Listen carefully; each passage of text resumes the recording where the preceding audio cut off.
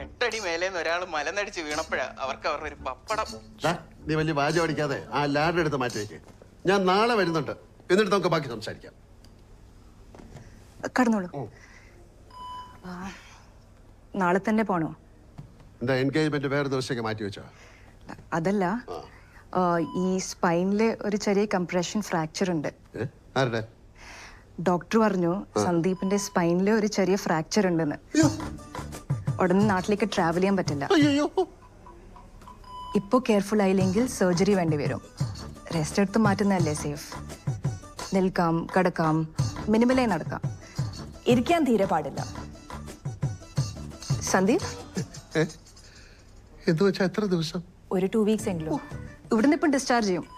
നമുക്ക് വീട്ടിൽ പോവാം, ഹോട്ടൽ വേണ്ട. വേണ്ടടാ, ഹോട്ടൽ മതി.